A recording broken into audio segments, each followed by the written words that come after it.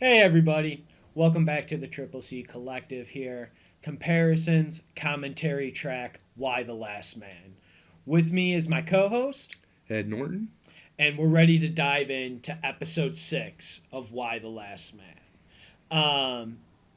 3-question recap. Are you ready? Mm-hmm. Okay. Can 355 be trusted with the military now looking for her? Where are Hero and Sam? And, as always, where's Beth? Sound about right for the 3-question recap? I mean, we can only answer pretty much. We can only give our opinion on 355 right now. Hero and Sam.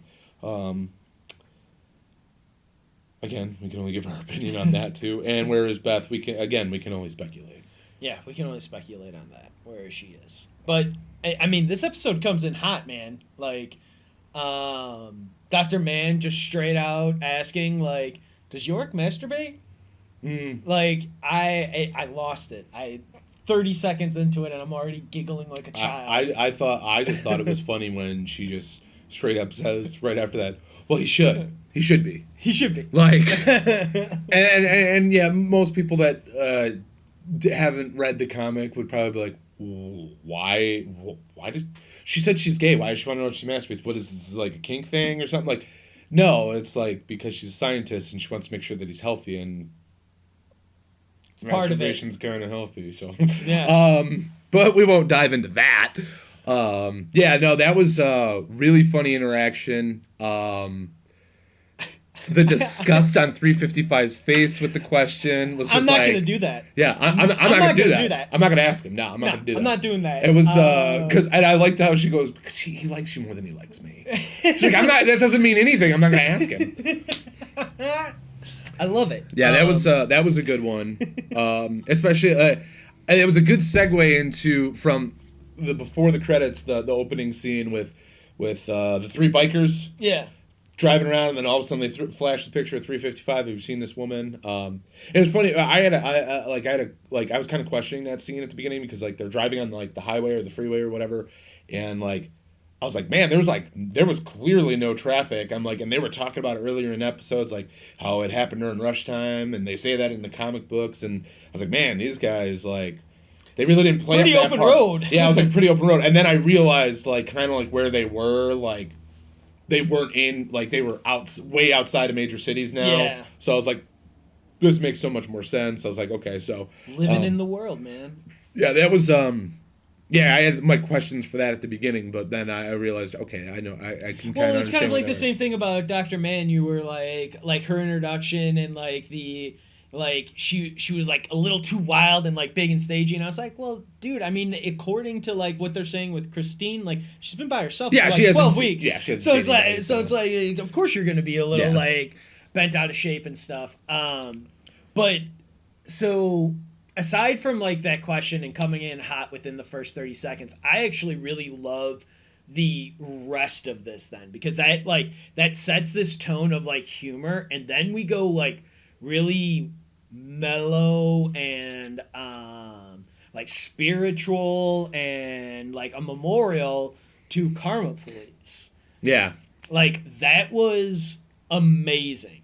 I like what I liked about it the most was that it does that's a comparison to the comic book where the actual memorial that is introduced in the comic book is when they're still in DC. When they first start 355 in New York start off, they run into a memorial at the Washington Monument. Yeah. And York sits down with a woman. I don't remember her name in the comic book, but they have a nice conversation about music and all the men that have died. And the name of this episode, Weird Al is Dead. Weird Al is Dead, which is referred to in the comic book as well, which I really love the reference because Weird Al actually kind of plays like a little part in York's life because like York's a goofball. Yeah, York's kind of reckless, and let's be honest, Weird Al is a goofball and a little bit reckless with his parodies on songs. Like it kind of reminds me of the whole the Coolio riff. Coolio was not happy with Amish Paradise, and Weird Al came out on TV and was like, I didn't mean any harm. It wasn't, I was like, I thought it was funny. I was told it was okay. Sorry, no beef. But I don't actually hate you. I was just trying to be funny. Yeah, I don't have any dislike towards you. So I mean, I did like those little references and those little talks. And like he wanders off right away when he hears music. Yeah, of course. I mean, and I did like that. I'm like, is this Radiohead? Yeah. It's like, yeah, and it was a nice little conversation that he had with the other man who that they got first introduced to. Yeah. I thought that was a nice little conversation. It was quick. I mean, because like in the comic book, the conversation he has in the comic book with the woman is very in depth. Yeah. They actually sit there and they talk for a while. This one it's like a good couple of pages. Yeah, and this one in the show, real quick, I liked that. It was a nice little conversation. They didn't need to dive too deep.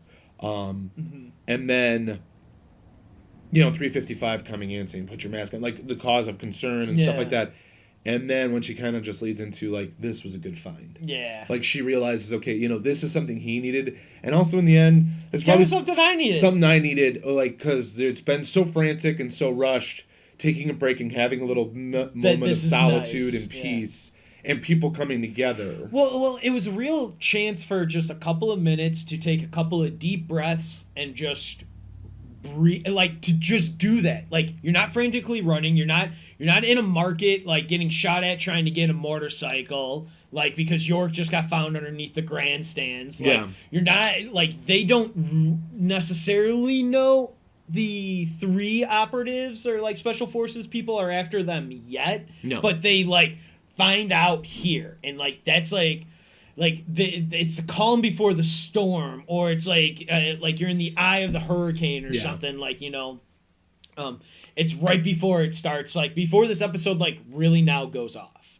And it was such a great way to start with humor, and then like the acapella and like the way that they're all walking in different directions around the memorial and stuff, and then you have those the operatives on their motorcycles show up. Have you seen this woman? Have you seen this woman? But even before that, I mean, even like what I think that what was good about that was like that was kind of the calm before the storm. Like that was a good realization for 355. Like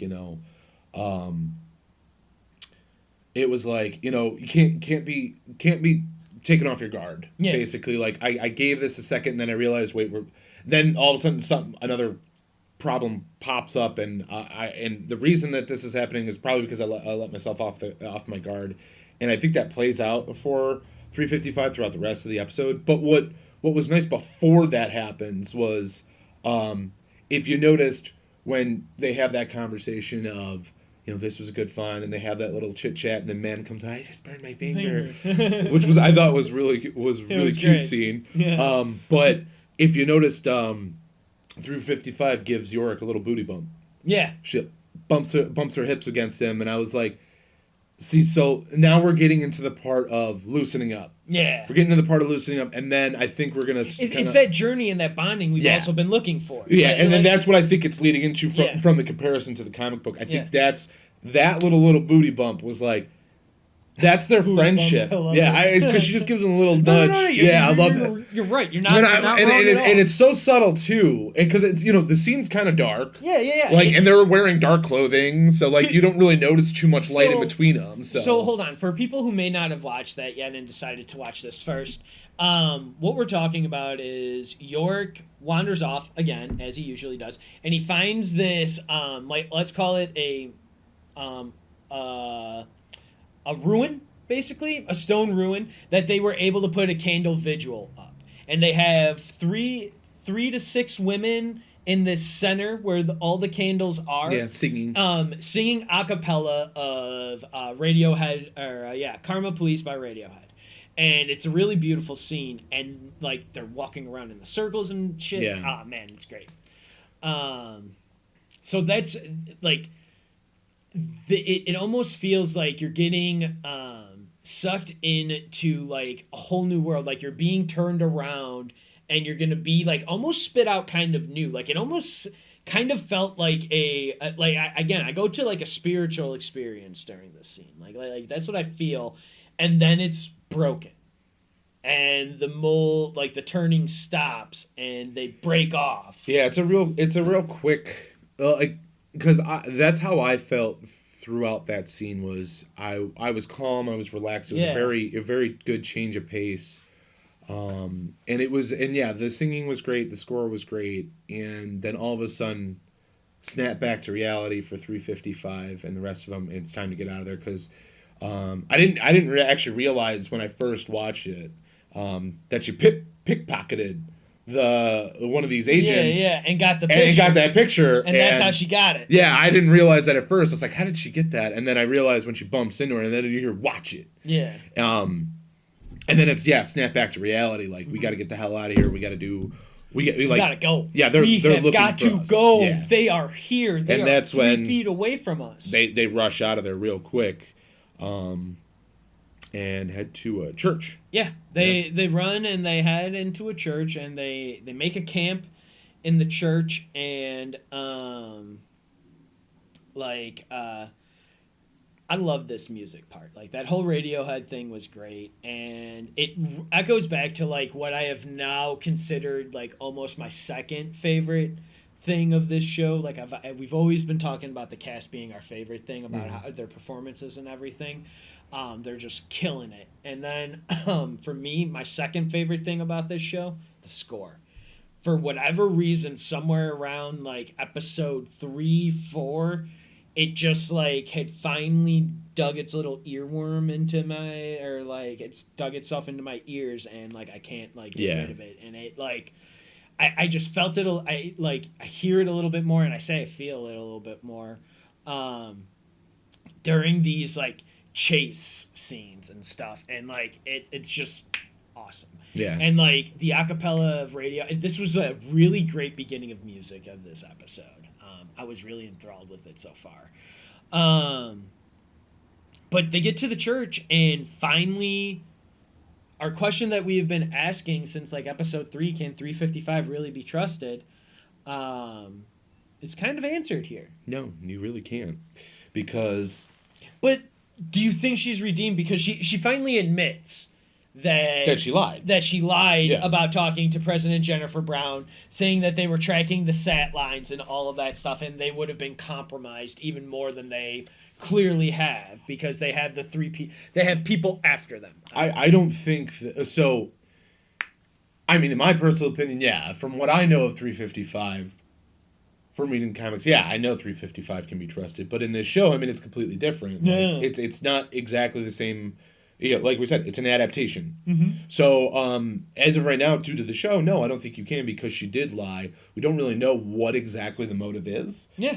For her lying to him, but that scene in the church when Yorick finds out that she lied, that's the first time you see that emotion and that worry in his face and in his voice. Yeah. And he questions it too. Yeah. Because his mom told him to go with 355. Yeah. Now of course he was going to trust right off the bat, but now it's like, okay, she's lying.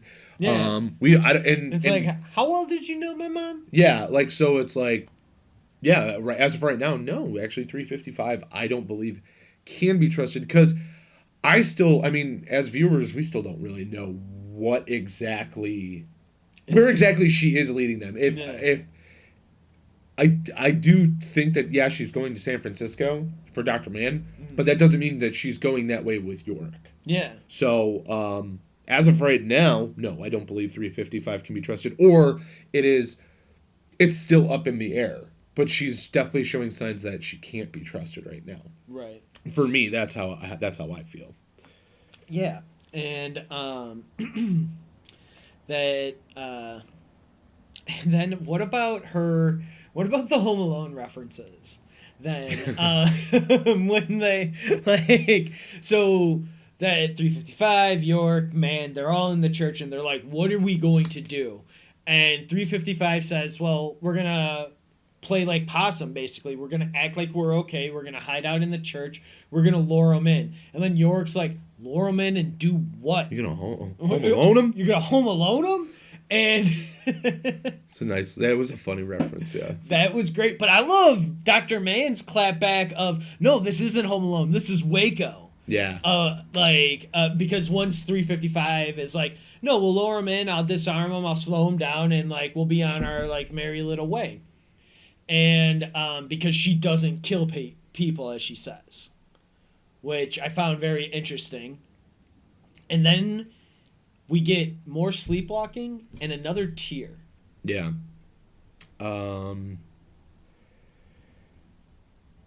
I think that's exactly why Man doesn't trust 355 herself. I think Man is scared of 355 because, again, she doesn't know 355. She doesn't really know anything about her, but she has realized Yorick knows literally nothing about her either, other than that his mother told him to go with 355. So that was actually a really creepy scene. I realized immediately that I was like, oh, she's sleepwalking again. Yeah. Like, but when he wakes up and she's standing there, I was like, I know it was supposed to be like kind of an image of somebody else's in the church, but I knew right away. I was like, that's 355. Yeah, this girl and gun. I knew immediately that was 355, and I knew immediately she was sleepwalking again. And so I actually thought she was standing guard. Like at first. Oh yeah. That's like at first when you see it, actually it wasn't until York got up there to where I was like, oh shit, she was sleepwalking. She's sleepwalking because I saw the tear and I was like, oh. No, I kind of figured that right off the bat. That was just me. Yeah. Like kind of like, oh, I think she's sleepwalking again. Watching, keeping guard and stuff like that. But I was like, I think she's sleepwalking again, and we really don't know what the dream was this time. Right, because we didn't go into her mind's eye or escape or whatever. I'm sure it was similar to the first one, but at the same time... Because of the tear. You've got to think because of the tear that it was another emotional, distraught thing. The first time we saw it was the great, like, bluesy jazz dance that turned into, like, a car crash where she almost walked off a cliff. Yeah. That was wild. And this was like equally interesting because York tells her like, "Hey, let's go," and her initial reaction is to walk forward. Yeah. Because she's still like out of it. Yeah. You know. Again, like the same thing. Like right before she wakes up for the ledge is like she takes that step. Whoa. Yeah. She's like, what? She's so close to the edge, and it's like, I wonder if that's gonna break her. I wonder if they're gonna break her. Yeah. Anyway, then we finally get moved back to the Pentagon. Or hold on, do you have anything else here for this? No. I mean, yeah, I was gonna bring up Kim and Regina back at the Pentagon. Yeah, because this is where Kim and Regina start to bond, and this is where the political showdown is really happening now. Like Kim finally feels that she's, you were one of my dad's picks, so you're my pick. Like it runs with us. I did like how though Regina came back and told Kim like, oh, your dad called me a pain in the ass, and you kind of get the feeling that, my father was never vulgar. It was never vulgar, but like you kind of get the feeling though that even Kim's dad really didn't like Regina, but she was just a pick because political party and they kind of just stick together. But yeah, I mean, like, so at the same time, it was kind of, what I liked about this conversation though is that they kind of are on the same page, but also have conflicting like views on things. Yeah, they both understand that, President Brown's got her crew and they're gonna fight to like basically the death to make sure Regina does not become in charge. Yeah, which I mean, we knew that was going to happen right off the bat, but right, you have Diane Lynn. I'm sorry, but you're not going to let her not be a powerhouse. But like, yeah, her and Kim conspiring basically on what they could do, and then Kim saying, "Well, Regina saying, oh, well, that she's got people on her side, and we really don't have many," and then Kim coming out and being like, "Well, what if we did?" Or what if she didn't? And it was just like... She's invincible. What if she's not? Yeah, what if she's not? And so, like, that... Then we also get the weird breathing that always sticks out to me. We get the establishment sorority, which was the conversation you were talking about. Yeah. I found that terminology very interesting for Regina to call... like Jennifer Brown and everyone that's with her, like that establishment sorority. We also talked about the invincible Kim calling she is an invincible. I wonder, and I have the note here, like for that invincible. I wonder if she is trying to leverage Christine at this point. Do you think that that's a thing for Christine, or do you think that's what do you think that might have meant? Because I feel that Kim is 100% not genuine towards Christine. Like, will want to take the baby and like use that against Christine and Jennifer. Oh yeah, I mean, absolutely she would. I don't think that she actually has like that. She actually just wants to care for the kid. No, she absolutely. I mean, I do think she does want to do that because she lost her children. But I also think that it's a leverage standpoint too. Yeah, I mean she has. She was just blackmailing her, like she has 2 days or however. Yeah, she has a mothering nature to her. She has that mothering nature, but at the same time she wants to use leverage because she feels like she's getting boxed out. So, but yeah, I just I mean. It's kind of funny how, like, you bring in Regina and you think automatically like, she's going to be the villain because they bring up she's a bigot, you know, she's a racist, you know.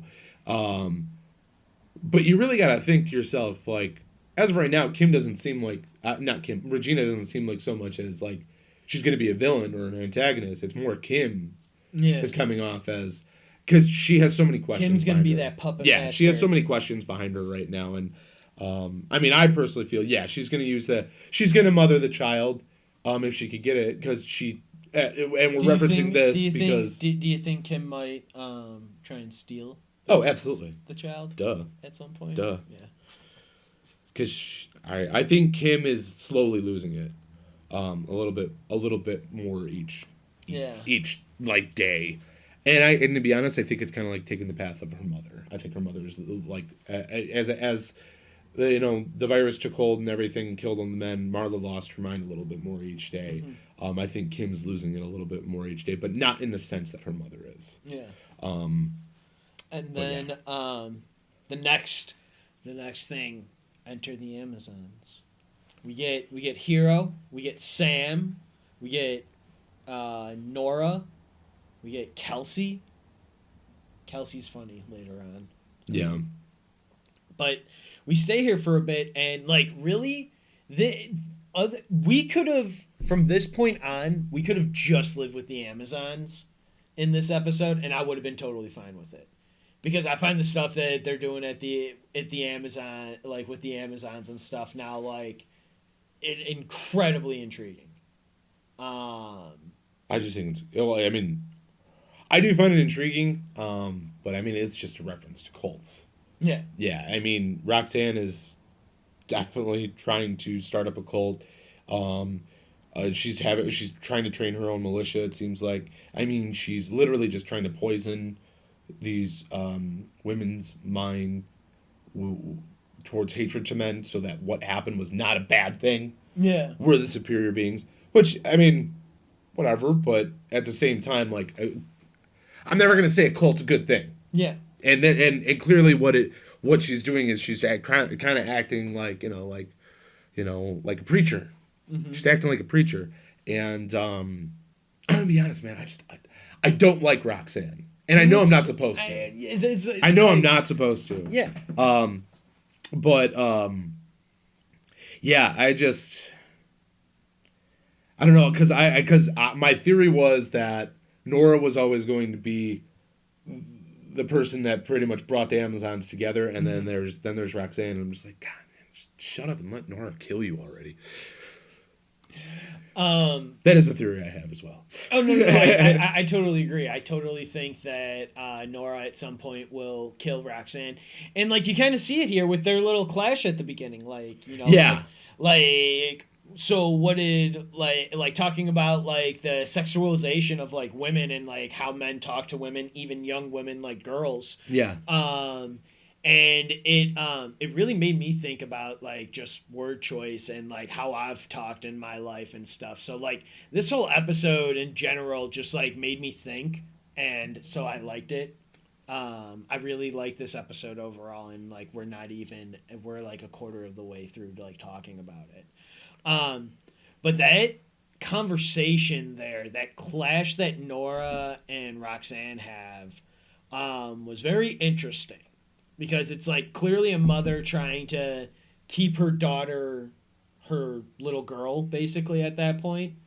And Roxanne being the complete opposite of being like, no, no, no, no, she's a woman. She's always been a woman kind of ideology. And it's like the idea of like, it starts to really bring in the idea, or really not bring in, but really hit home the idea of like identity, you know, of like who you are and stuff. I've been watching a lot of Moana lately, so like you got to find out who you are and stuff, like just like that. But like that's what a lot of like what the show is like, who are you after this catastrophic event? Like after this tragedy, this world tragedy, who are you now? Because who you were before doesn't really matter, because it really is a new world now with new standards and new laws and new ways that are like kind of coming and showing themselves. So it's interesting in the idea that Nora seems to kind of hold on a little bit to that old world, where Roxanne has run into this new world, being like F men, this is great, women rule the world. And it's also interesting and a little bit reflective of what Kim and Regina were talking about when Regina was talking about her mother saying that if women ran the world, that there would be peace forever.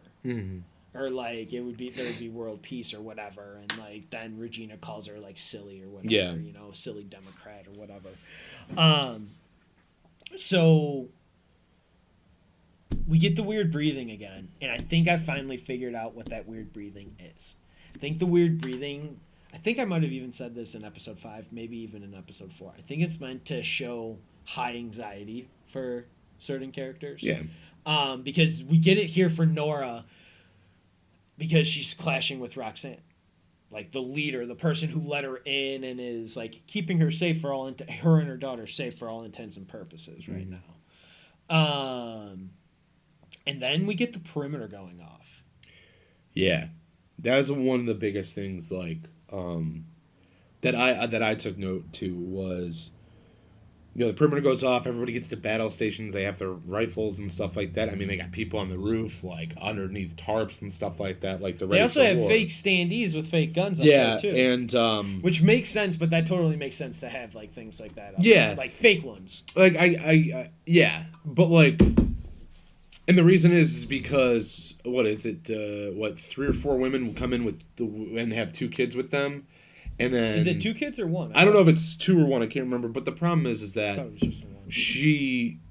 Roxanne denies him. Yeah. Just right off the bat. And like the question is like, well, why? Why does she deny them? And I have two theories to that. I mean, one is probably just because she sees the kids, they're weak. They're weak if they got the kids with them. Okay. Yeah.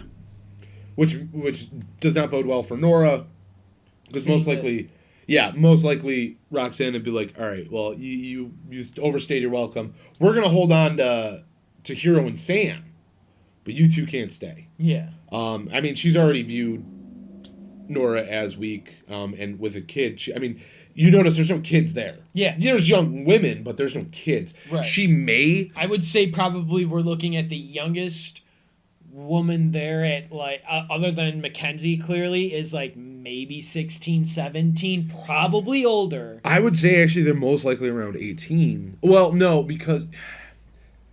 So, the thing is... So, let me go into my second theory. The other reason is because, for me, what I think is... So, that... Where they ran into the Amazons originally was at that... It was a battered women's shelter. Yeah. Okay? Those women came from there. Mm-hmm. So it makes sense why Roxanne is preaching that men are terrible and stuff like this, and because already in these women's mind, they come from abuse. Yeah, they come from terrible men already. They listening to this woman that is a police officer, a former police officer, has the authority, is a strong-willed woman, is easy to kind of put into the mind like she's easier to become the leader. Yeah.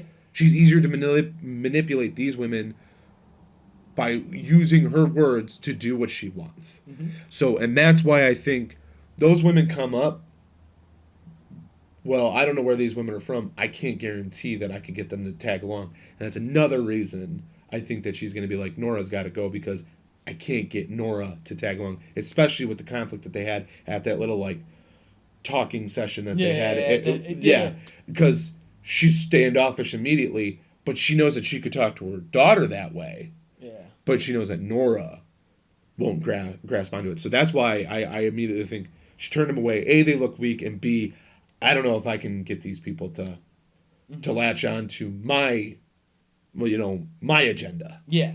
Like I can with all of these women. Yeah, with these women who I've seen who have been abused and beaten down like terribly before, and giving them a new sense of security and everything. I totally agree. I also think so. I think it was a twofold thing of the rejection. I didn't actually think as much about the control, but you're right. That's actually like the idea of the control and indoctrination. Like, can I get them to believe, or will they just want to believe? You know. But I definitely 100% saw that she did that as a power move towards Nora, and then anyone else who might have felt her weak from the clash with Nora earlier, who would have been like, oh, maybe she doesn't have as much control, or maybe she isn't as right as like I had thought, because this woman, is right about her child or whatever, not wanting whatever. So I definitely think that I think it was really just a power move to show and kind of make Nora a little bit more broken obedient to her, in the idea that like, you will feel lucky that you're here because you should feel lucky, because not everybody gets to be here. Like, only a select few. Which is true. I mean, to a certain extent, they don't. I mean, I get that. Like, they don't have supplies enough to take in everyone. It seems like they have already, 10 to maybe even 12 to 20 people there? Like 12 to 20 women there? Yeah, probably. Easy? In that price mart? Price max, sorry. And I love it. It just totally... That scene alone showed me so much of who Roxanne was. Yeah. And I just love seeing this. How about Hero and Sam being drugged out though? Did you catch that? Oh yeah. When the perimeter goes off and they're like, we gotta move now, and they're like, whoa man. Yeah, I mean, I don't know. It's trying times. I just, do you have emotional pain? Yeah. Yeah, I think I have emotional pain looking for the Xanax or whatever. Please don't abuse drugs. That's a bad idea. But, oh man, I found that to be very funny. Because it's like, it gave them probably the first time since the start of this show a little sense of normalcy. Yeah, I mean, the only problem though is like, there were... Well, and then Sam also got his testosterone. Yeah. So. Yeah, I agree. I mean, it is a little bit like, it's finally like a little bit of peace for them in normalcy, like they finally they've been wanting to get to. Yeah. But you could, in my opinion, from watching that conversation, you could still tell that the relationship is still strained. Yeah. Yeah, because totally. I mean, the joking here and there, it's cute and stuff, and they're friends, and they they may have feelings for one another and stuff like that, but you could tell that there's a strain there too, because even the jokes were kind of like mild-mannered and awkward. So it was kind of like, you could still, you could sense that there was still the strain there, because I mean, me personally, Sam doesn't want to be there. No, not at all. Sam still wants to go to her mom, to Hero's mom. Yeah. No matter what. I think that, and he's right, it's probably the safest bet for him. Mm-hmm. But yeah, I mean, it was nice for them to have a little bit of peace and to feel a little bit of comfort, but at the same time, you can still see the strain. You can still see the struggle between them right now. So, which makes sense. Right. Makes sense for them. So. Then we get a snap back to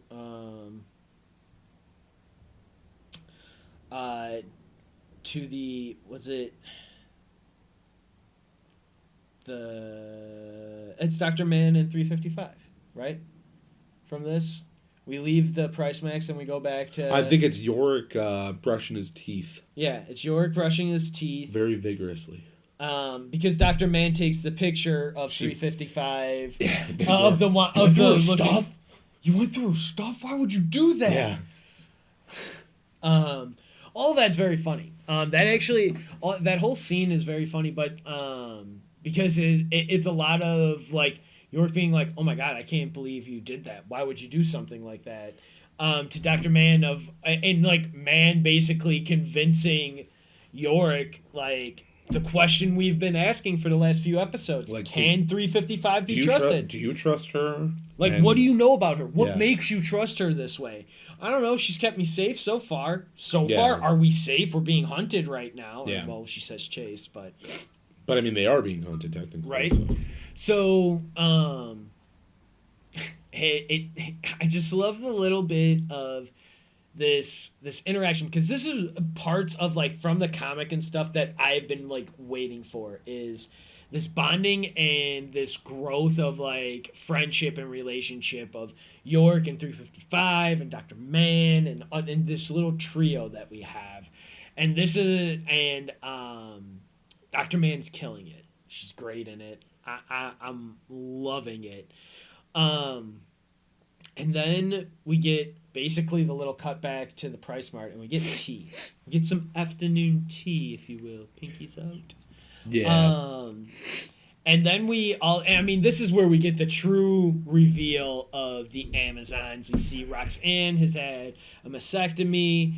And then she says, like, when she was on the online chat rooms, they used to call themselves the Amazons because that's what they did. Not Greek mythology. It was actually a Greek society of women. Yeah. And they would remove a breast to Yeah. make themselves more accurate. Yeah, as archers. Yeah, as archers. It's better archers, so being better warriors. Which is a big thing in the comic books. In the comic books, yeah. they literally removed breasts because they were all archers. Yeah. In the comic book. I mean, yeah, they used guns, they used whatever they could, but the archers would remove a breast to make themselves more accurate and to aim better. Yeah. Which is a good reference comparison back to the comic book. The scene between Nora bringing the tea, when she brought in the tea, I'm like, man, what are you doing? Right? And like, I was like, what a lame thing to do right now. And like, just to have a conversation, she brings in tea, like, no, like, and I know Nora has been feeling defeated for a while. You know, she's been abandoned. Right. She's basically been turned away by everybody. And now she thinks that she's going to be turned away again. And now I got to try to make nice. And it was like clearly Nora had a feeling that those women were turned away because they felt weak. And they wouldn't be able to hang and then, do their part. Yeah, so now I got to make nice to make sure that we stay here. I got to try and make nice, and then I got to try and do my part. Yeah, and it was just kind of a lame thing. And immediately, and as Roxanne says, she sniffed that out. Yeah, as Roxanne says, like, you look weak. This is cheap. You know, it's BS. And that's my immediate reaction when this happened. I was like, God, this is so weak. Yeah. I was like, Nora, you're better than this. Like, I know you're better than this. And it was just like, come on. Yeah, I the scene was very important, and I liked it, but at the same time I hated it because I hated it for Nora, and I'm like, this is not who Nora needs to be. Yeah. It could turn around, but I mean, Nora knows right off the bat that she looked weak. Even by doing that, and then Roxanne just throwing it in her face that she looked weak, it was like, God damn, Nora, like, you are just striking out every time. Yeah. Which was a bummer, because I do like Nora. Right. But I think she, for what our expectations of Nora, I'm hoping it happens soon. Like, be the badass. Yeah, right. Be the badass. Flip that switch. Yeah. And so I really like this because I liked a little bit of the desperation and vulnerability of Nora, but I also had strong feelings of you are better than Yeah. And you really shouldn't be doing this because you're better than this, and I expect more. But I also understood it and I got it, so I didn't necessarily hate it. But I am hoping that this Amazon that like I don't know, man. This has been a really good like comparison to the comics. Like they did a really good like establishment here of like really setting him up, and if anything, it's probably one of like short of like who we see as like a leader of the Amazons. Like it's like a dead on like adaptation. And then will Nora kill Roxanne? Do you think that will happen? Do you think that'll happen in this season? I don't really know. I mean, I have a sneaking suspicion. I mean, if there's going to be somebody who kills Roxanne, it's Nora. Yeah, well, it's either Nora or Hero. In my opinion, it's either going to be Nora or Hero if it happens. I would like it to be Nora to find her confidence. I mean, like, I'm not condoning her murdering somebody. Truth. But her confidence, her brutal mentality that she knows that she has inside of her. I mean, we've seen little bits and pieces of it, like from instance, like when everybody left her house and she throws down that planter. Like, it's little bits and pieces that show that there's anger building up and like something's about to be unleashed. And if it's going to be unleashed, it should be unleashed on Roxanne because, like I said, I just don't like her. But at the same time, I don't know if that would happen in this season. I would like that to be a conclusion to the season. Absolutely, that'd be great. But there's many other things that would be great for the conclusion of the season. But that would definitely be one of the main things that I would like to see for sure. And then we get the bathing scene, which there is so much going on with so little going on in this scene. It was great. Like the idea of the bearing it all, that having the conversation again, like, are you happy? Yeah. Do you like yourself? Yeah. Because we feel like you hate yourself. And I was like, oh, the audacity. Yeah. Like, that was my first reaction. But, I mean, and then, like, and so what we're talking about is Hero is taking a bath in their bathing area with a bunch of the other Amazon women there. And they start kind of calling her out. What I first thought is that I thought they were calling her out for being high earlier, or even still kind of high then. And they're not. They're genuinely just asking about her, like how she is feeling, because they don't think that she feels good. Yeah. When they feel that she should feel good and stuff, and I just found that, and like the idea, like they're all bathing, so they're all nude. They're bearing it all, you know, like in that idea of like truly like not hiding anything. Like we are being open, honest, and vulnerable, trying to have like a real conversation with you right now, Hero, like the Amazons.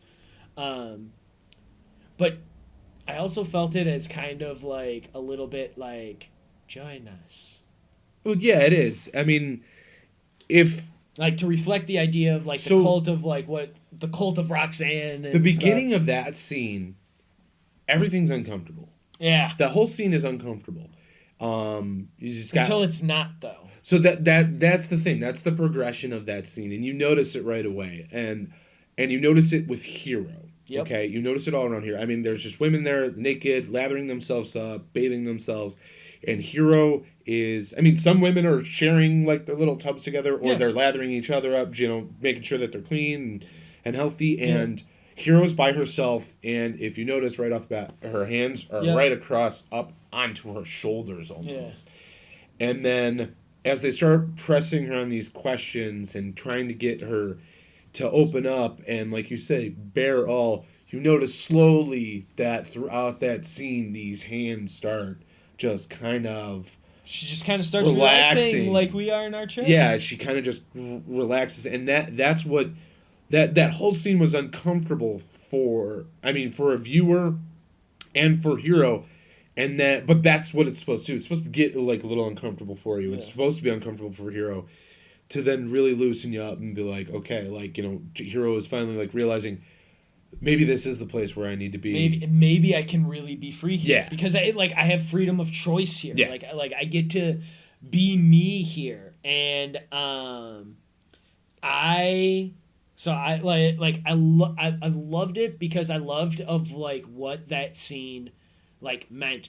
And for once, and like for really the first time in this like season, like I was like, man, I finally feel for Hero. Like I finally connect with her on like, oh man, she you know what, like she kind of feels some stuff and like doesn't feel necessarily super great about how she had like been, and like you see that reflection. Like Olivia Thirlby does a great job of like being uncomfortable, as we're saying, up until it's not for her. Yeah.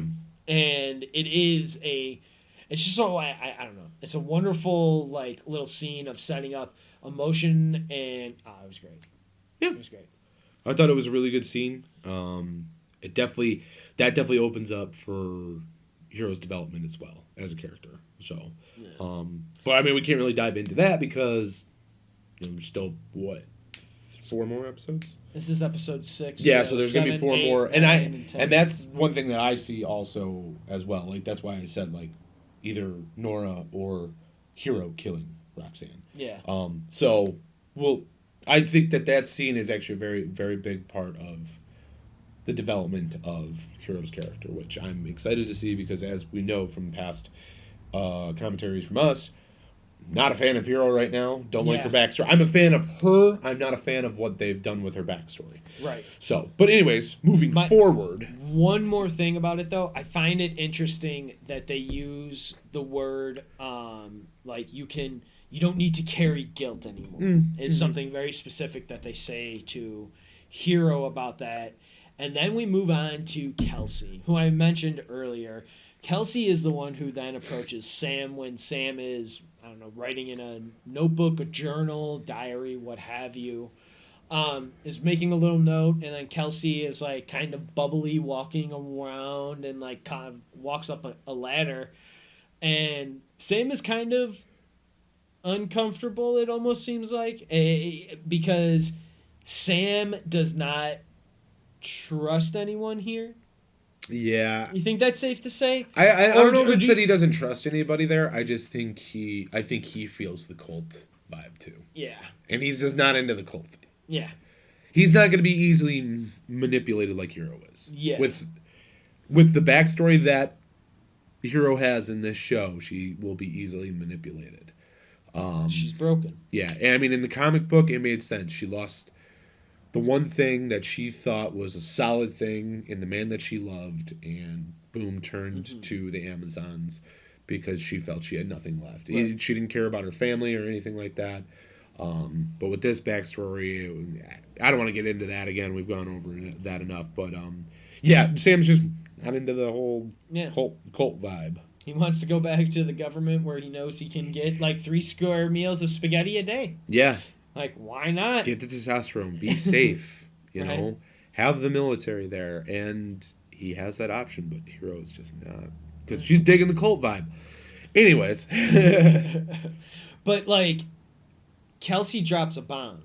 Whispers a little bomb to Sam here, saying that there is going to be a funeral. Funeral tonight, yeah. And this is where I was like, holy cow, are they going to kill Sam? My immediate thought was they're going to kill Sam. Oh, my God. And Sam's going to be too stupid to realize, oh, shoot, they're going to kill me.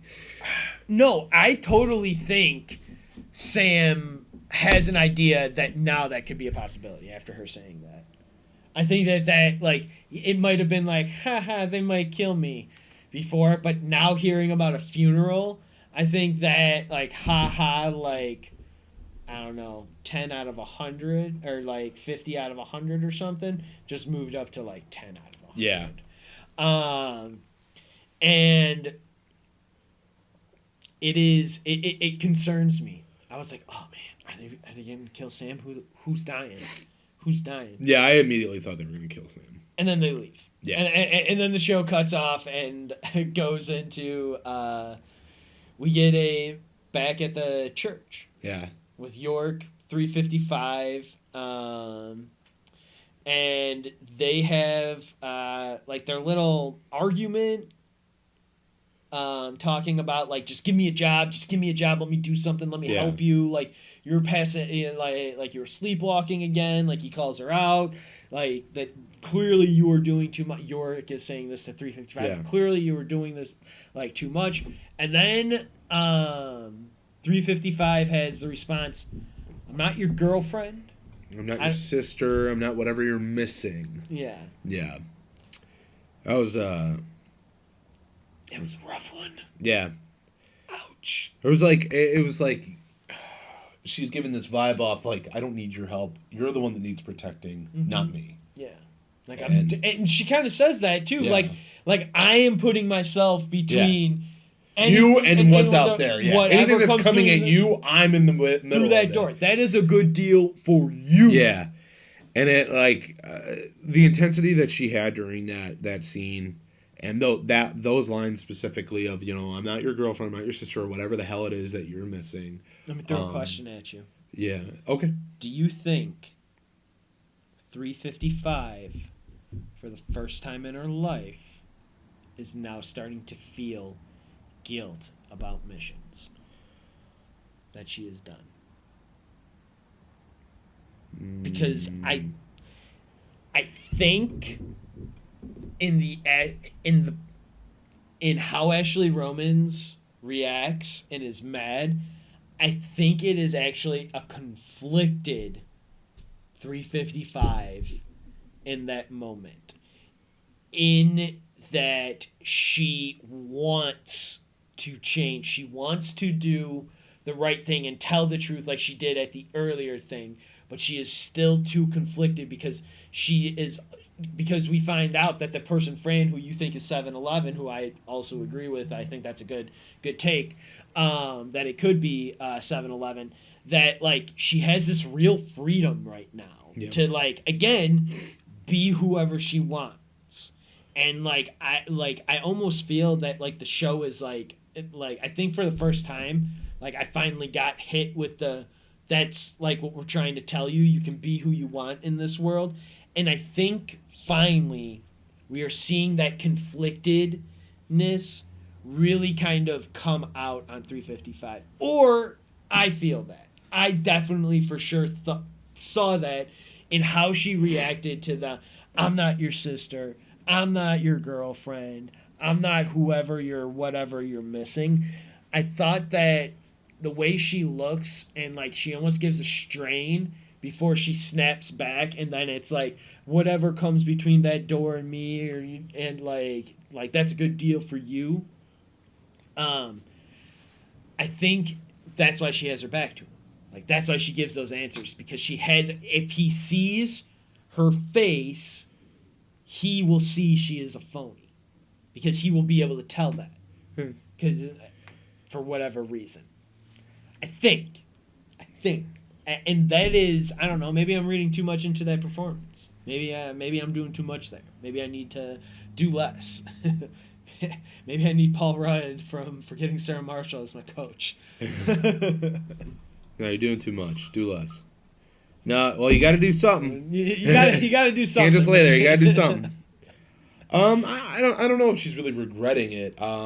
Maybe regret's wrong, but conflicted. I think she definitely feels vulnerable after he brought up the sleepwalking and stuff like that, because she knows something's going on. She definitely feels vulnerable, and she doesn't want to seem weak. Mm-hmm. Plus, they had the confrontation of her lying and stuff like that. So, I feel that 355 especially does not want Yorick to think that he's in charge. That she's in charge, because definitely, and everybody's noticed it, that Yorick does not grasp the severity of his situation. Yeah. Not their situation, his situation, the severity of who he is. Yeah. So, that's why basically I think that she had those moments and that extreme reaction with Yorick, and that is because she is not the one that needs protecting. He's the one that needs protecting. I do think that there is, I think they're starting to hint at a little bit of crushing I mean, on each other. I mean, Man's brought it up to both of them. Yeah. So, I mean, I think that plays a role. You don't look at me like that. Yeah. I think that plays a role into it. So, I don't know if it's so much about the regret or feeling conflicted about past missions. But it could be. Who knows? It's all theories. Yeah. We'll never really know the answers until they actually give us the answers. So. Absolutely. But I also want to talk about Dr. Mann trying to continue her relationship with Ampersand, trying to make Amp her buddy, because she's going to steal Amp. Like, you think she's going to steal Amp? She's got her. Like, because, like, at the same time, she's like, she even said it, like, it's one thing if one of you are alive, like, it's an anomaly, like, hey, but both of you are alive. Now that she's lived with, like, York, she's like, I really still only need the monkey. Yeah, and I find that funny because that actually is not really like, because it's already kind of explained that like she kind of gives like a little thing about like Yorick's alive because the monkey's alive, kind of like she gives a little hint at that like earlier, not in this episode but earlier, like when they first meet and everything like that, and I find that funny because I was like, that's not brought up until almost the end of the comics, like she figures that out. But. Yeah, I could see her trying to steal Amp because she doesn't need Yorick, and she actually in the comic book she makes that pretty clear. Yeah, that she doesn't actually need Yorick to do any type of cloning to figure out what is going on how like the fact that he is safe. It's easier to use his blood or whatever he has inside of him than it is for Yorick. Yorick's a failsafe. Yeah, Yorick's a failsafe. So it could have been something inside of Yorick that made him survive that could possibly make men survive if they could fix it. But yeah, I could see her stealing Yorick. The Body of Christ line was pretty great. Yeah. And she's an atheist. Yeah. So I thought that was even funnier. You eat it, Body of Christ. Okay. It was good. Oh yeah, it was a nice little interaction. Then Yorick comes in and says, "You're right, fucker. Let's leave." Which I thought was very intense and. That interaction with them, I think it's just a little bonding thing for Man and Yorick because in the comic books, it's like there was never a thought of him leaving 355. No, never. And there was never a thought for Man to leave 355. Yeah. Yeah, she had her trust issues with both Yorick and 355 in the comics. It was never a question if they should ever leave. So yeah. I think that's just a little that's a little conflict for the show. Yeah. I don't think it ongoing conflict and stuff. Yeah, I don't think it'll progress past this episode, in my opinion. No, I think it'll be like random things. Like there will be one thing one season that will raise hairs on everybody's like neck, and then it'll be like beep beep beep beep beep as inner conflict, and then it'll blow up into like one big thing. Well, yeah, because they'll go off on some. Yeah. The thing is also with the comparison to the comic books, like this trio. Is what people loved about the comic books, about this story. Sure. No question. Yeah, they have their little disagreements, they have their little fights, but they never have those type of confrontations where, like, we're going to split up or, fuck her, I'm leaving. Bands breaking up. Yeah, like, they don't... people that love the comic book that want to watch the show, they're not going to go for that. I mean, I will not go for that. Yeah. Like, I'll be like, all right, there's too much conflict between these three when it was literally the Three Stooges. Mm-hmm. It was basically the Three Stooges. Yeah. Like going across America and then going across seas, going to Japan. I mean, that's when they did break up. Was when they went to Australia and then they went to Japan. But anyways, in China. But it's the Three Stooges go across America. Trek across America. And the Three Stooges had a lot of conflict, but that was just because they were all idiots. There's stooges, literally. So it's like they just have this buddy like thing going on, and if you have that too much conflict, it's going to kind of draw people away from the trio, and the trio is one of the best things about the story. Absolutely. And the people they run into and the friendships that they make. So, yeah, I don't see that going past this episode.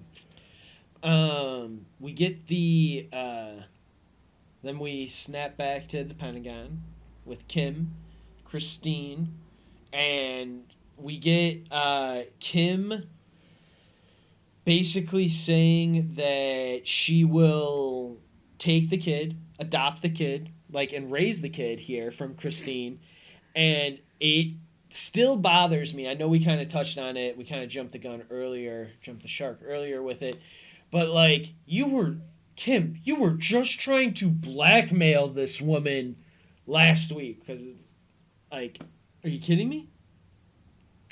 I didn't like this scene at all. And I think I don't think it's like I don't like it like the context of it. I just don't like Kim. Yeah. I mean, I actually like Regina more than I like Kim. I think I kind of hinted at that earlier with my comments. Yeah. Kim just... We've lived a lot of time with Kim. We haven't necessarily, like, we've been told Regina is all these things. We haven't seen Regina be all these things. Yeah, like we know Kim. Like Kim in the very first thing was like in the very first scene she had us talk about her book about how like we're raising our kids, not our boys, not to be men. Mm-hmm. And it's just like, oh, shut up, God, seriously, just stop, shut up. But stupid Kim, and like this is in no way am I trying to downplay the great acting. No, Amber Tamblyn, I think is how you say her name, is great. She has been great. She is fantastic. She is really making me hate her character, and that is exactly what they're going for. That's what her character's supposed to be. She's doing a great job. So I love her as an actress, but yeah, Kim's character is just... I mean, again, like our top thing that we always go back to is that we love the cast. Yeah. Despite some of the things that we have, like what we had with Hero, overall, us not liking Kim as a character, but loving the performance that Amber gives week in and week out as Kim is great. But going to it, like with she was trying to blackmail her, and then she's like, "I will take the kid." And then it's like, how but then again, in the end, it's like that's leverage. Well, as we stated earlier, that's leverage. If she takes the kid, she has leverage over Christine. Then she has leverage over President Brown.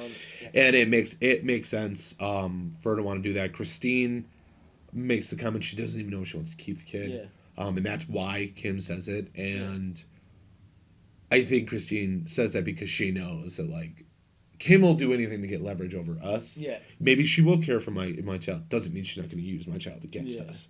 So, I don't know. That's going to be a really weird situation. Yeah. It's going to be a really weird situation, which I think will play out in, I think, definitely at the end of the season. Mm-hmm. You never know. We could fast forward to the end of the season months, and Christine's about to have a baby. Or... she does get rid of the child. We don't know. That's a sticky situation. Yeah. But we'll have to see how that plays out. But I mean, I truly believe anything Kim does is to... she knows she's not going to be like president or anything, but she could still run the show with Regina being president. Yeah, she could easily be a number 2. She will do anything and take anything and really, use Kim anything. wants to be in the room. She wants to be at the table. Like me and you are sitting here at the table. Like Kim wants to be at the table. She wants to bash President Brown's face against the table and hold her head up on a pike. And she's a horrible person, and I don't like her. I don't disagree. I'm just saying. She doesn't want to sit at the table. She wants to be the table. No, she wants to sit at Regina. She wants to sit at Regina's table. Yeah, and she wants to own it. She's still sitting there. Anyhow, but sorry, no. I got upset. That scene bothered me too because it bothered me about like you were just blackmailing her. Now you want to take her kid. Like, what else do you want to try and take from? But with how close Kim gets to, like the way that scene is shot and how close Kim gets, and how it's like it's real personal. Yeah, like and every word she says, like is just like full intent, like dead seriousness, like trying to make it seem sincere, but it's an alternate motive or whatever. It's just that scene it irks you, and I like the scene. I just, God, man, it made me uncomfortable, and it made me hate Kim even more. It really did. It made me hate her even more. Now, after that, we get the funeral. We get Laura's funeral. I really thought we were going to get a sacrificial Sam kebab. I really thought we were getting a sacrificial Sam kebab in this scene. But then we get Laura's funeral. And her rebirth, if you will. And that whole thing is wild. Nora does her stepping all the way in. Well, first, okay, here's the ceremony. What's her face? Laura. Laura goes in there. She strips down. She lays down. And like, the other Amazons come up. They rub her with dirt and stuff like that. They make her filthy and stuff. And then Nora comes in, does her little part. Well, because all the Amazons will. They're dumping dirt on her, making her dirty and stuff like that. And then she gets into a tub. She washes off, and it comes out as Athena. As Athena. She's clean. She's reborn. It's basically born again Christian, almost like type kind of ceremony. I don't really know how that goes. And then now I don't give a crap about the entire funeral rebirth thing. It was weird. It makes sense. Athena, Amazons, we get it. Okay. Yeah. Thanks, but you guys aren't trying to be the Amazons. Like, you keep bringing up the Amazons, but you're not technically the Amazons yet. But yeah, now she's got an Athena name. Like, come on. The Nora thing is the only thing that mattered to me. And okay, Nora, Sam, Hero. Those are the only three that mattered to me. And Roxanne, because she does play a part with Nora. With Nora. I cared nothing about that entire ceremony at all. I understood it was there for a reason. Yeah. But I cared nothing because I just only cared about the 4 key points, and that was Nora, Roxanne, Sam, Hero. And Nora goes in and puts in her part. Yep. Grabs the shovel. Does her and Mac's part for it. So she is trying so hard to be accepted. Yeah. She's trying so freaking hard. Nora. Trying. So hard to be accepted to stay. Yep. And Roxanne literally just looks at her, and the face of her is just kind of like, you're just a bullshitter. You're just doing this because you think this is going to keep you safe and this is going to keep you here. You're not one of us. It makes her look even weaker, in my opinion. It makes Nora look even weaker. It's just, I want to be accepted. Oh, no, I'm one of you. See, I got involved in this. And it's like, no, dude, you don't even know what we're doing. That was the first step. Well, because, like, so Roxanne earlier when Nora brings the tea is like, this, like, 1 foot in, 1 foot out stuff, like, can't happen. Like, you need to show us you're all the way in. And I think that was... I actually thought the look on Roxanne's face was, like, a little bit of, like, happy, like, glee, like, yeah, it's a step. I really think that face made it look like I knew you'd do this crap.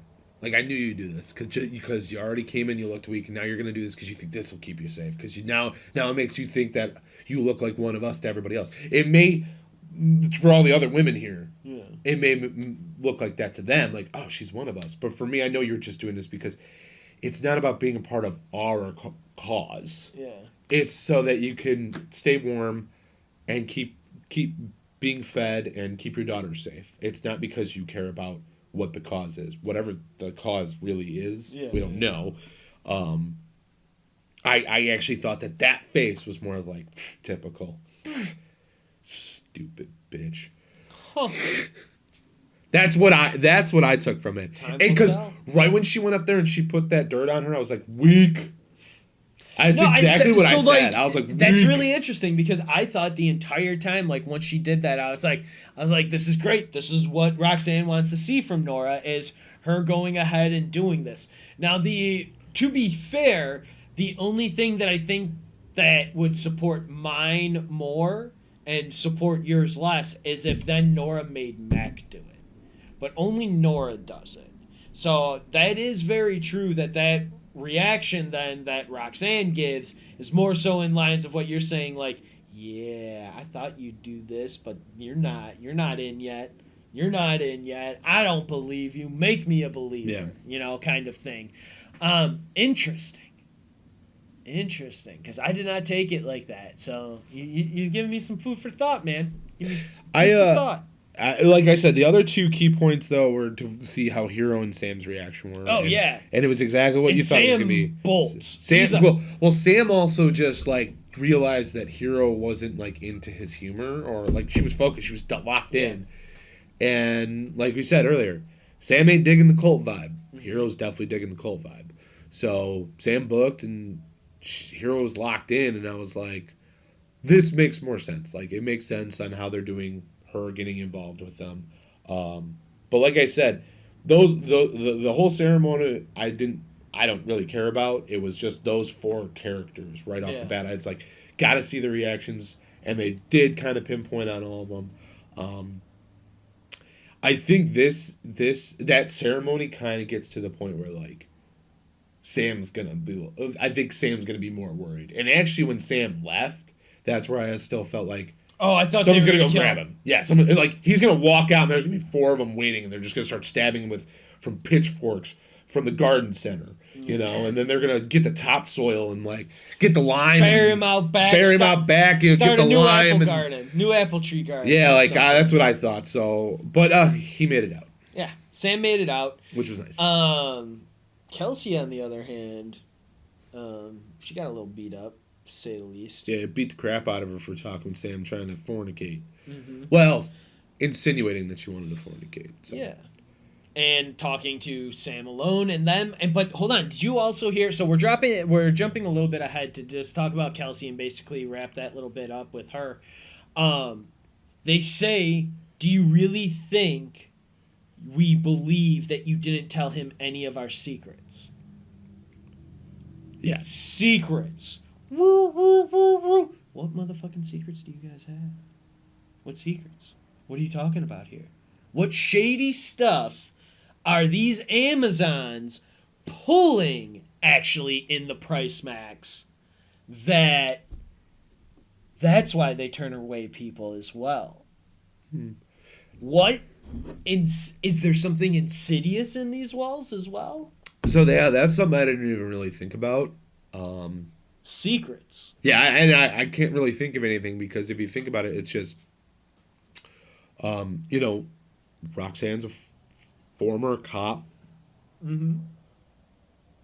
And these women are all like that, abused women. That was one of those things that. So what other secrets could they really have? What have they done? What have they done since they've formed? So yeah, I mean, I guess that's going to be answered. And this goes into my next point of like, then the next note I have here is, because after we leave the Price Mart, after we see Kelsey with Sam, we cut back to President Jennifer Brown in the Pentagon, or Jennifer Brown and Christine are walking in. Regina and the General are there, and they are getting ready to have the three Mountain Team 10 people go in and make contact with 355, and 2 people, unbeknownst to them, as we find out, that there are 2 people. Jennifer Brown finds out that there are 2 people with Sarah Bergen, Agent 355, and so she's like, "Oh, cool, my son is alive." Yeah, like, because she was worried about it before, didn't know like what happened, if he survived the plane crash or anything. But then they find out that there's the 2 of them, and the ending of the 12 to 17 minutes of this episode is great. Like the back and forth of like going from the Mountain 10 team to York and Man escaping to 355 taking out those Mountain 10 teams, back to the Pentagon people, of them listening to like the fights and the guns going off and stuff like that. How about you, man? What'd you think about it? I mean, I loved it. It's a great like 9 minutes. Yeah, I mean, the flipping back and forth between like basically the war room to the actual action is pretty cool. York revealing himself again. Basically, and then lying about it. Yep. To 355 after 355 goes Agent 355. Like she beats ass. So like So 355 actually goes Agent 355, and it's just beats ass. Beats ass. She beats all 3 of those people up, and she stabs them with the tranks, tranks or whatever, because she doesn't kill people now. Yeah. No. Not after the accident with the helicopter. But I'm telling you, that house and going to Fran changed her. Like, I'm telling you, there's real conflict there. Maybe, because then she says this to him, like, cut their shoelaces, or cut the laces, burn the shoes. Yeah. You know, like, and the only way she was really going to kill the one is if she got a good look at York. And York says, no, she didn't see me because he doesn't want to see another person die. Yeah. And I get it, but at the same time, you can't. We already know you can't trust Yorick. Yeah. Because Yorick is so reckless and everything. He doesn't grasp how severe this situation is for just him. I know. But I mean, it's a great scene. Unbelievable transition between the war room and the action. Jennifer Brown's trying to hide the anxiety in her in her whole body, but then realizing what happens. We get the weird breathing again. And I'm telling you, that weird breathing. Every time I hear it now, it's like whew, weird breathing, but it's meant to tell the anxiety of like certain characters and stuff going on. Yeah. And since it happens to people like Jennifer Brown and Nora most often, I think I've heard it like once happen with Kim. Like it's happened with like who I would consider the major players of the show.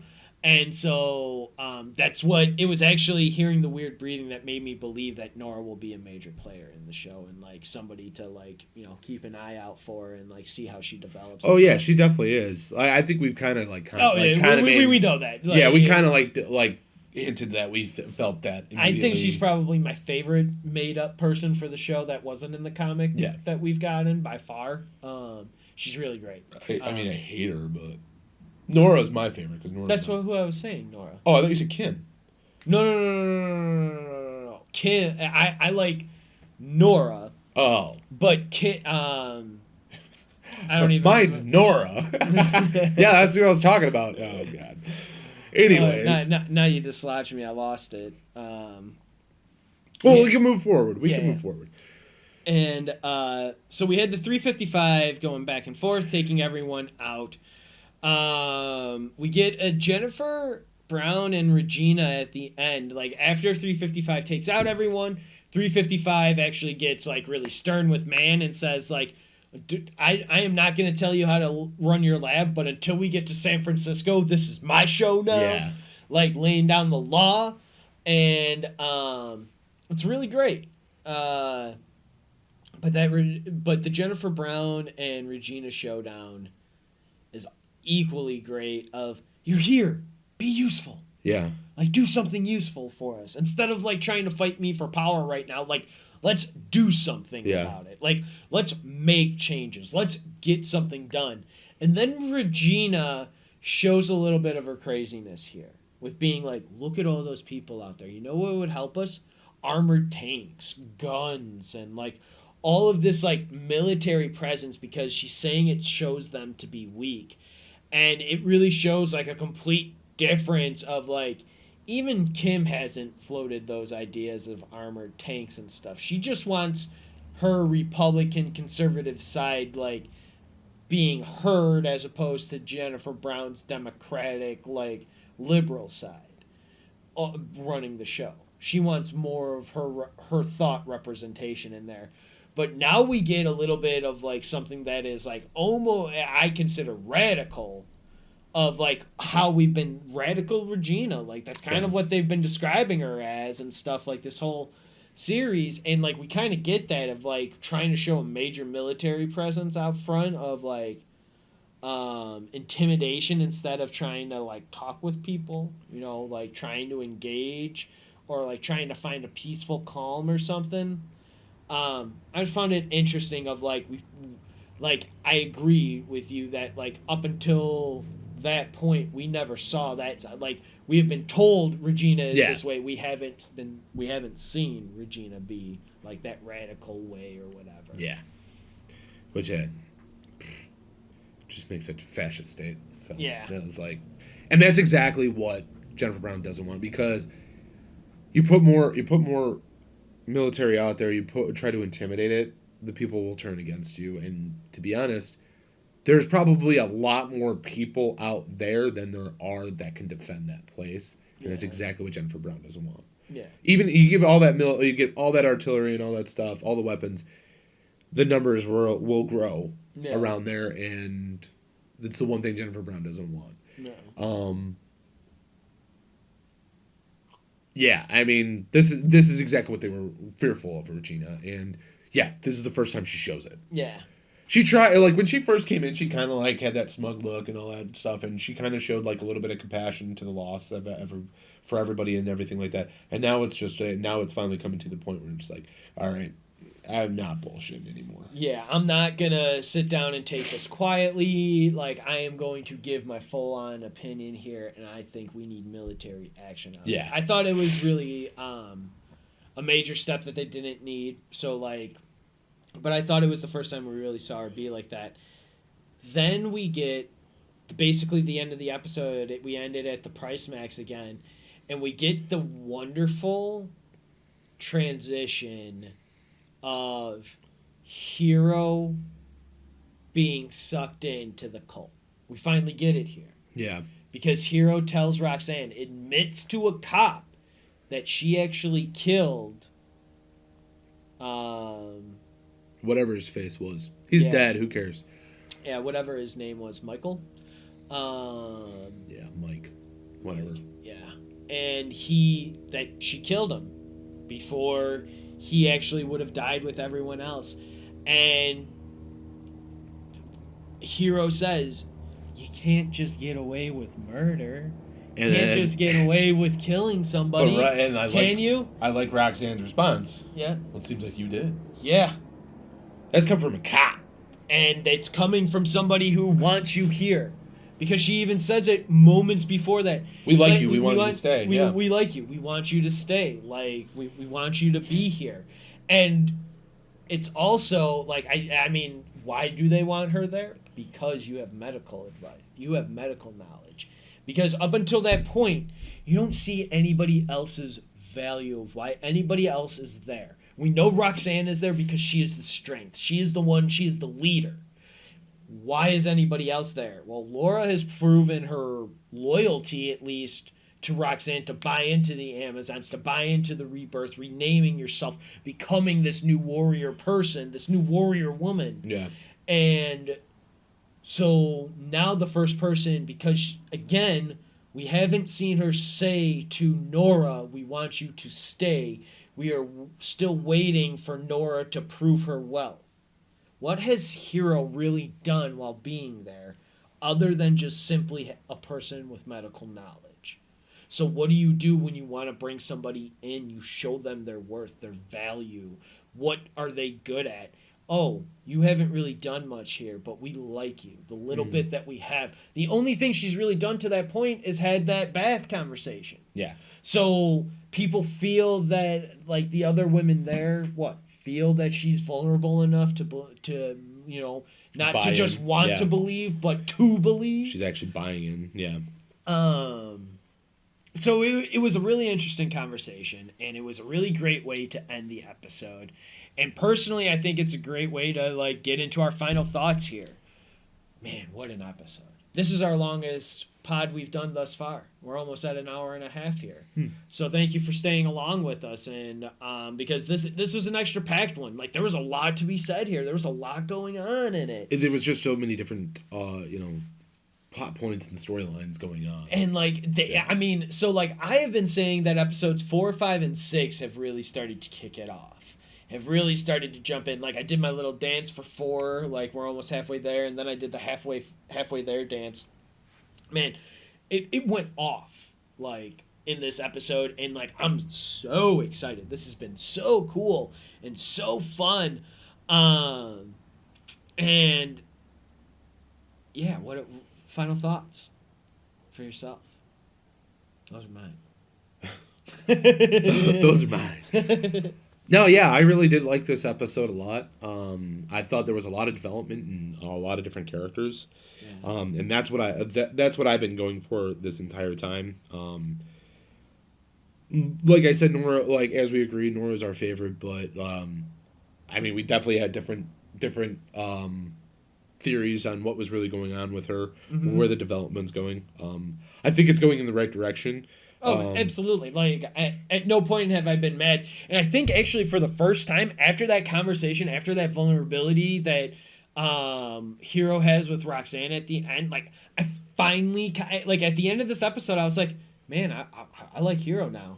Like I'm in Hero's corner. I haven't been. Well, yeah, because I haven't been for the previous 5 episodes. Well, this kind of makes sense, and it is also like with the comics. This is kind of where you actually do come into Hero.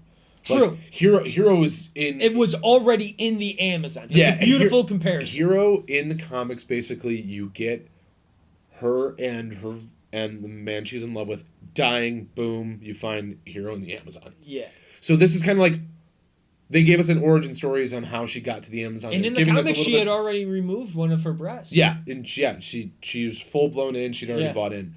So they kind of gave us a little bit of origins on how she did it. Now we may not agree with the backstory, but at the same time, like, all right, we got the origin story of the Amazons, and we got the origin story of Hero becoming the Amazon that she's known in the comic books. Right. So yeah, I mean, like, there's so many great comparisons to this, to the show, to the comic books. The development of the characters is really great so far. Lot of anxiety, but a lot of anxiety for what you thought might be a calming episode with the ceremony at the beginning, and then all of a sudden you're just like, holy crap! Like, there's just constant back and forth. It was a very exciting episode. It was a very interesting episode too. Yeah. I thought there was a lot to dissect in this episode, and that's what we're here for. Yeah. That's what we're here for, and that's what's fun. So yeah, I thoroughly enjoyed this episode. I know I say a lot of times you'll hear me be negative towards other characters and stuff like that. It doesn't mean I dislike it. It just means like again, it's a lot to think about. It's a lot to dissect, and that's exactly what we're here for. We're making some comparisons. Yeah. We're making some comments, man. So final questions then. Where is Beth? I got a theory. What? She dead. Yeah? She's just dead. Think she died on her bike? Some dude who died at the wheel hit her on her bike home? That is actually a really good theory. No, dude. She's 28 days later. She's 28 days later. We're going to see her waking up in a hospital, waking up from a coma. She's going to pull another Regina. Except Regina did it in Israel. It's actually not a bad theory, though. Holy cow. You're not wrong. Like 28 days later? 28 days later. Hello! Hello! That was one of my favorite parts. Rick from Walking Dead just waking up in the hospital? Well, I mean, at this point, she might have people around her more like Regina in Israel, you're right. But yeah, but yeah, she's 28 days later. There we go. She's Korea. Hero, what will Hero do? Should she stay? Should she go? Is she taking Sam? Dude, she's staying, and she's probably gonna be. If Sam's gonna die, it's probably gonna be Hero. That's when you know it's like it's over. You really think Hero might kill Sam? No, I don't think Sam's gonna die. Oh, okay. Good. No, I really, if he didn't die in this episode, I don't think he was gonna die. I think that was it right there. Yeah, if they were gonna kill him, it was. I thought he was gonna yeah, die, I thought if he was gonna okay. die, it was gonna be this episode. I mean, I could be wrong. I mean, we could open up the next episode and they're just cutting Sam's head off, and I would not be happy because I do like anatomy class. I Today do like I like Sam a lot. Hero's she's invested. Yeah, she's invested. She's gonna stay with the Amazons. I mean, not just because she does it in the comics. She definitely wants to find out. She yeah, definitely wants to mess around and find out. We're not saying that because she does it in the comic books. Yeah.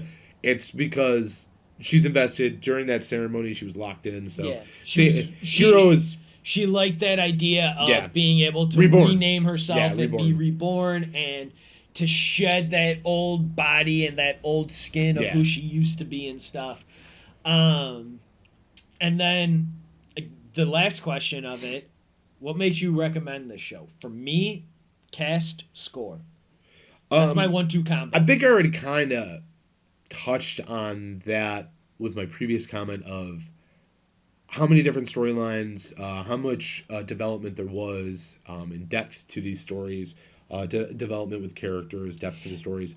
I think that's what I would really recommend is, it's a lot to process it for somebody that hasn't read the comic books or doesn't have an idea. I would say this does a good job though overall. The show you didn't need to be a fan of the show to get into this show. The fan of the book. To get into the show. Sorry, you're right. No, but I don't know. I get that, and that's not really what I'm trying to get at. Like, we have an investment in it. Oh, for sure. Yeah, we have an investment in it. Like, we got a stake in this. Yeah. I've been following this since Shia LaBeouf was cast. Yeah, so like for people that are newcomers to it, and like I've been on like a lot of the threads on like Reddit and stuff like that, like forums, commentary stuff, And people going back and forth like, oh, I don't like Yorick, I think this guy, like, have you read the books?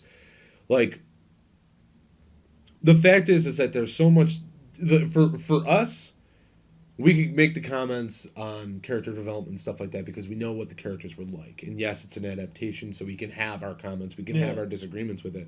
But for newcomers to this show, to see how much depth there is to these characters, to see how much they're much going on. Yeah, they're expanding it and they're doing it in just one episode, and how many different situations come along. I think that's why I'd recommend it. It's a very, very enticing show. Like, it is.